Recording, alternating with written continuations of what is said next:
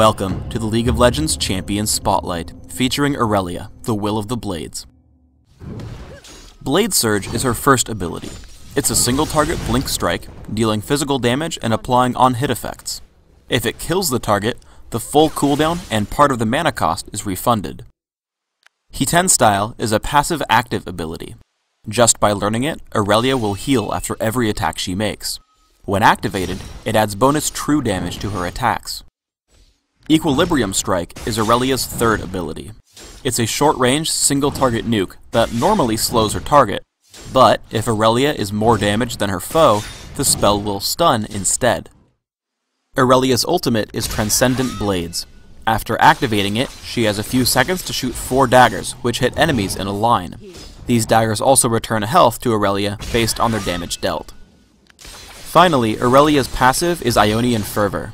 When she is near enemy champions, crowd control effects like slows and stuns are shorter. Our special guest designer is known as Ezreal, who is in charge of Irelia's development. We started off wanting a melee DPS who could strive in our current anti-melee metagame. Thus, we gave her heavy defensive abilities, which could transition to heavy offensive abilities. For instance, He-10 Style used to remove her life gain when it went on cooldown, so the player would have to make the choice between defense and offense. And Transcendent Blades used to provide a flat armor and magic resist boost for each blade she had, so using her blades would cost her defenses. Both of these were neat conceptually, but the costs were so high that they hindered the player's moment-to-moment choices. We decided to move her to more of a fighter assassin who could survive in a team fight. This is accentuated by her resilience to disabling effects provided by her passive, as well as her life gain from both He-10 Style and Transcendent Blades. Also, I'm a big fan of item choices impacting playstyle, so we made sure that Irelia had multiple build options.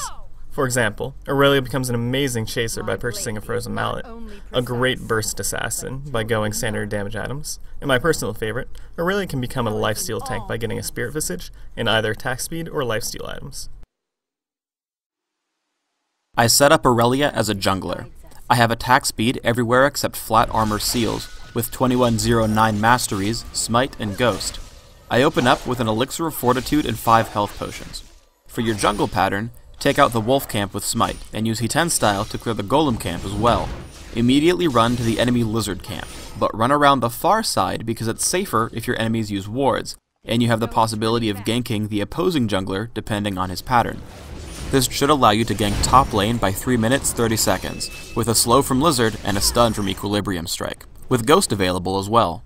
If you're laning with Irelia, and for the rest of your item needs, just follow the in-game recommended items. Finally, for my skill build, I max He-10 Style, followed by Equilibrium Strike, with 1 point in Blade Surge. Irelia is a very deadly champion. I run into the enemy jungle to find Udyr, and when I do, I'm able to kill him in a direct 1v1. However, the difficulty when ganking enemy junglers is that their teammates are closer than yours. Though I kill Udyr and dodge Corki's first missile, I fail against Lux's Lucent Singularity, giving her the golem buff. It bears repeating that when a teammate gets ganked on your side of the map, you should immediately come to help. While I would have been able to kill Udyr, Corki's early arrival means a death instead. One of the strongest points to any melee champion is dueling a ranged one. For a champion like Corki who relies on skill shots, always juke in between attacks when the skill shots come off of cooldown. Additionally, if we rewind, notice that I run away from Corki while he's casting Gatling Gun, and duck into the brush just to completely screw up his movement predictions. Once Valkyrie is down, I know that I can jump on him and crush. Positioning in a teamfight is extremely important. Noticing my teammates grouping up on the ramp, I take the long way around so I can hit the squishy targets and back. One of Irelia's main strengths is controlling and sticking to single targets, so I force Lux to flash, pick her up when she comes back in, and jump immediately to Miss Fortune for the double kill.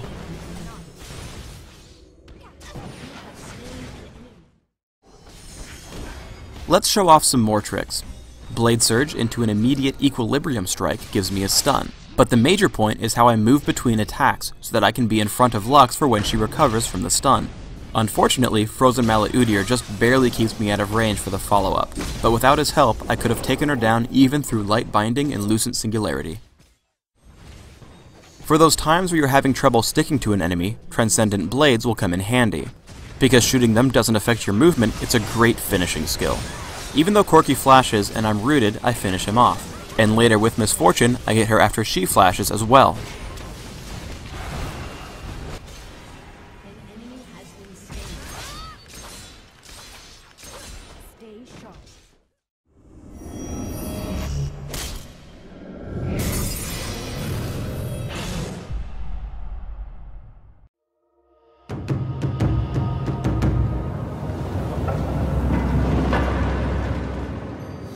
Thanks for tuning in to the Irelia Champion Spotlight.